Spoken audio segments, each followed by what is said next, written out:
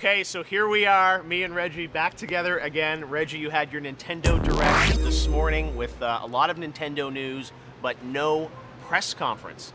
Different strategy. First of all, explain to us, why did you want to approach E3 in this way? Well, what we wanted to do was to focus on the games. So first, announce all the news on the Nintendo Direct, get that out there, let our fans know exactly what's going on. Then we brought the media together to get them to play the game. Right. Because if there's one thing about Nintendo, our games shine. They play great, they show off the capabilities of the system. So we wanted to get people right from the hello to the playing of the game, which is why we changed up our structure.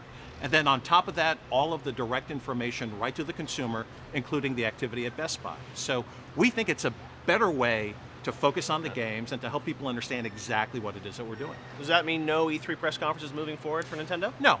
All it means is that for this year, Yeah. based on the fantastic lineup we have, we thought it was the right thing to do to get right to the games.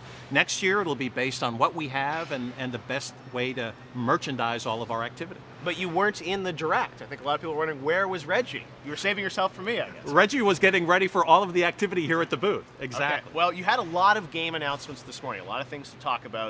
Brand new Mario, you talked about the Zelda, Super Smash Brothers, big news that's, I guess, sort of finally officially announced and shown. But a lot of those games had been hinted at by Mr. Iwata previously. Sometimes people want that incredible Nintendo surprise. We didn't necessarily have that. Well, Donkey Kong, I guess, was a little bit of a surprise. Exactly. Right? The surprise was Donkey Kong Country. That was the game that we've been holding back. That's the game that Retro's been working on. And so, if you will, that was a surprise. Right. But a key part of our strategy was to make sure that the fans, the buyers of Wii U, the potential buyers of Wii U, knew exactly what was coming so that they could be prepared for the system and then jump on in. So out of all those games, you talked about a lot of things. You talked about games that you're going to be able to play. You have Donkey Kong here at the booth. You have Mario. You have Zelda. Smash Brothers is not playable, right? Correct. So out of all those games, what is your big game for this holiday season? Is it Donkey Kong? We're in a fortunate position that from a North American perspective, we have 3 killer games that are going to drive the holidays, plus all of the momentum that starts with Pikmin and with Super Luigi. So to frame this, we start off with Wind Waker, which for this market is just a fantastic game. We think is really going to jumpstart our sales. We'll go from there into Mario and then into Donkey Kong. All right, and Smash in 2014, I guess. Smash in 2014. Do we know when in 2014? All we've said is 2014. All right, well, it's big news. You've obviously got Mega Man's going to be in it. Obviously, lots of guest characters, right? Absolutely, as we always do with Smash Brothers. But it's interesting, as you were summarizing all the news, you forgot about Kart.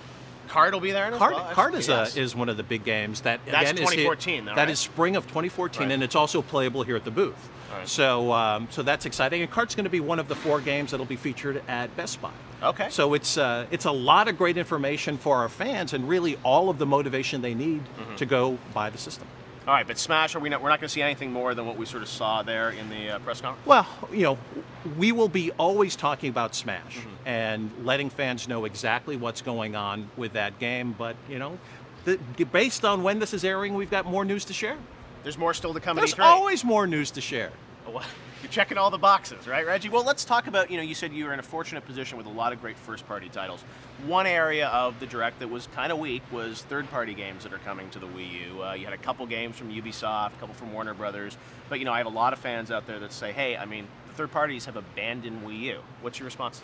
Well, it's not true. And the fact of the matter is, if you go down the list, so Activision, Disney, Warner Brothers, Ubi, all are creating content for the platform. All of this buzz has started with some of the comments that EA has made. Right. They've come back and clarified those comments that they do have games in development. There's just nothing that is coming out right now and in the next few months. So there is content being created by third party for the system. But not nearly, I think, as much as we saw at launch. And you talk to sports gamers, they say, hey, Madden's not coming. 2K Sports announced that NBA 2K is not coming. There are a lot of genres now that you're not fulfilling this year on the Wii U. From our perspective, as a first-party publisher, as a console manufacturer, our job is to drive the install base, to reach out to a broad range of different consumers, to create an environment for third-party publishers to jump in. Right. And that's what we're looking to do. So in some ways, did you feel like, you got a lot of third parties on board for launch, and then I think people were you were probably disappointed with the sales. Some third parties, you think, are they fairly sort of dialing back now until Nintendo can rev the engine again? Yeah, I think what third parties are doing is, first, a number of third parties are bringing content. Right. And then, absolutely, they want to see us drive the install base, which is what we're doing with all of these great franchises that we've announced. So let's talk about the state of Wii U. I mean, you've been at Nintendo for a number of years. Tell me about, the past 6 months for you, kind of personally as Reggie being, the head of Nintendo of America here. How has it felt to you? Have you been disappointed? Have you been sad? How are you feeling? Have I been sad? Have you ever known me to be sad? I don't know. When you're back in your office, Reggie, playing with your little dolls, you never know. No. Look, the fact of the matter is, we had a fantastic launch of Wii U. Yes. And sales through the holidays were very strong. Mm-hmm. And then, unfortunately, from a first-party perspective, the launch of key titles slowed down. And guess what? When there isn't a range of content, the consumer waits to see what's coming and what they want to buy to drive that hardware install base. That's why it's our responsibility to drive that pace of software. Right. So what have I been doing? We've been gearing up to have that great pace of software. Game & Wario and all the activity behind that. Obviously Super Luigi, Wonderful 101, all of these great games are coming. So you have all those games coming out, later this year. One thing I noticed in the Direct is there wasn't a lot of time spent talking about the gamepad and how that's going to be used. I don't think it was even shown in the Direct, really. It was a lot about footage of games. Is Nintendo sort of moving away from the idea of the gamepad as being a key part of the story? Absolutely not, right? So what we did in the Direct was to highlight all of the games that are coming, to let the consumers see how beautiful they're going to play. And then really, here at our booth is how people can see exactly how the gamepad is put to use, how you can use it to manipulate what's going on the screen. So we want to do that all in the booth because from a player's perspective, that's what counts. Now, what about the mainstream audience, the Wii Sports crowd? You tried to court them, I think, with Nintendo Land. I don't know if that necessarily worked out as well as people would have hoped. Wii Fit U, Mr. Iwata mentioned that was delayed a little bit. There wasn't a lot in there that was going to sort of court that mainstream audience that was the Wii buyer that you were trying to move to the Wii U. You have any comments on that? Well, the Wii buyer loves Zelda. Mm-hmm. They love Mario. They love Donkey Kong, some of the highest sales games on that platform. Yeah. All of that content's going to be here beginning this holiday season. So in some ways you're feeling that, Nintendo, this is the year when the Wii U is going to take off, yet you've got a lot of competition coming into the market with a new Xbox, a new PlayStation. Those fans are going to have even more choices this year. So, are you concerned now that it's too little too late?